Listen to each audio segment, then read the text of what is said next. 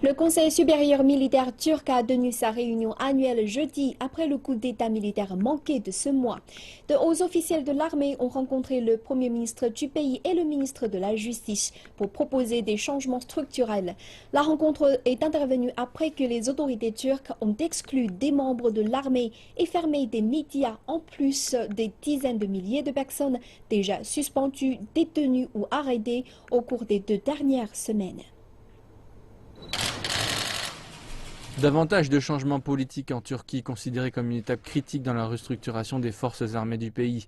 Le commandant de la première armée sera désormais le chef adjoint de l'état-major et la gendarmerie du pays aura aussi un nouveau commandant. Le chef d'état-major Hulusi Akar, avec les commandants de terre, de l'air, de la marine et de flotte resteront tous à leur poste.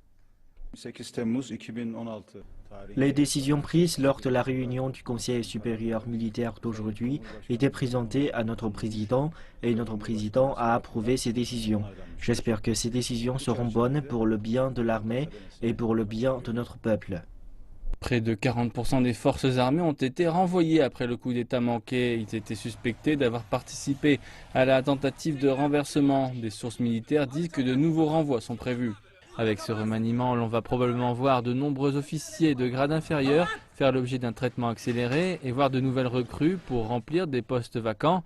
Maintenant, quelques heures avant la rencontre, 2 commandants des forces terrestres ont démissionné pour protester contre la purge en cours chez les soldats. La rencontre était à l'origine prévue pour la première semaine de août.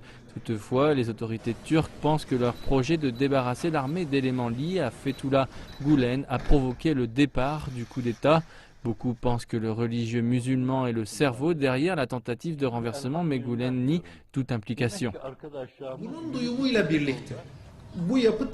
En apprenant les progrès de notre recherche et en sachant l'imminence d'une opération contre eux, ils ont décidé de prendre leur dernière chance pour réaliser l'opération. Pendant ce temps, la gendarmerie et les commandants des gardes-côtes ont été sous le contrôle du ministère de l'Intérieur. Le président Recep Tayyip Erdogan a annoncé que l'agence de renseignement national et l'état-major turc devaient être liés à sa position au lieu du Premier ministre. Cela survient alors que les gouvernements occidentaux montrent de plus en plus d'inquiétude au sujet de la consolidation du pouvoir du président.